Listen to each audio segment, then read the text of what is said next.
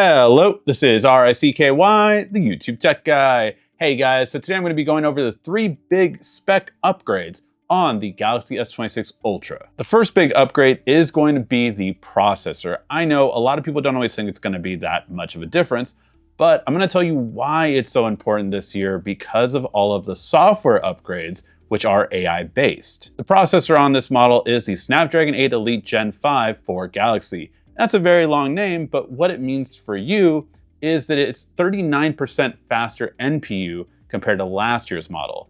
The NPU is the processor that actually controls how fast all of the AI processing works. So in other videos, I'm going to go over all of the new software features instead of the hardware ones, and you're going to really realize that all of those features are going to move about 1 to 5 seconds faster or not being able to be done at all because of this hardware. So although it's not going to be the biggest upgrade in terms of, oh, it's going to be slightly faster and slightly better at gaming, that doesn't matter as much this year as the processing that it's able to do are going to be reliant on a lot of the software features that it has compared to older models. So I would just caution you to think about that the processor actually might stop older units from getting newer software features, or they might get them, but they might not work as well as on this phone. The main sensor camera should be better in low light. This is the best aperture or f-stop ever on a Samsung phone. The Galaxy S10 was the last one to have an aperture this good. It had an f1.5. The lower the number, the better.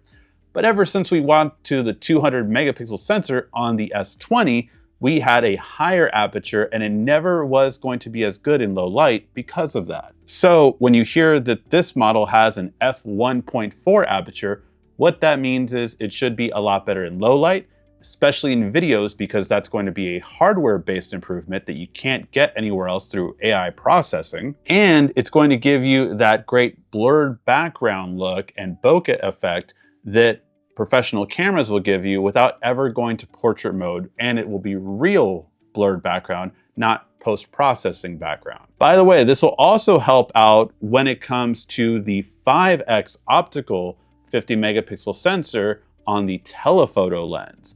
That one is going from an f3.4 to an f2.9. So when you zoom in 5x and further, you're going to have better low light photography as well. So I will be testing this out in a future video. Make sure to subscribe to see all of the side-by-side comparison to the S25 and other phones. Charging speeds. So the Galaxy S26 series has been divided by each of their phones to have different charging speeds. So the Galaxy S26 Ultra has super fast charging 3.0 at 65 watts. The Galaxy S26 Plus has super fast charging 2.0 at 45 watts. And the base Galaxy S26 has the standard super fast charging at 25 watts. The 65 watt fast charging on the Galaxy S26 Ultra is going to be from 0 to 75% in 30 minutes. So it's definitely for those who want the faster charger, even with the bigger battery. So those are the 3 hardware changes on the X26 series. Let me know, are these enough to move the needle for you to want to buy it? Take a look at the trade-in values. Those are going to be linked in the description down below to see your best deals. But overall, I am very curious on your guys' opinion. These are all the hardware changes. There's going to be a lot of software changes videos that I'll put out, but let me know your thoughts. Are you going to buy the S26 Ultra or S26 series in general? Or are you going to wait? Let me know in the comments. Thank you as always so much for watching. This has been Ricky, the YouTube Tech Guy. Thank you so much again for watching. Make sure to like, subscribe, and comment down below. Also, follow me on social media at YouTube Tech Guy. And check out some more great tech videos on your screen right now.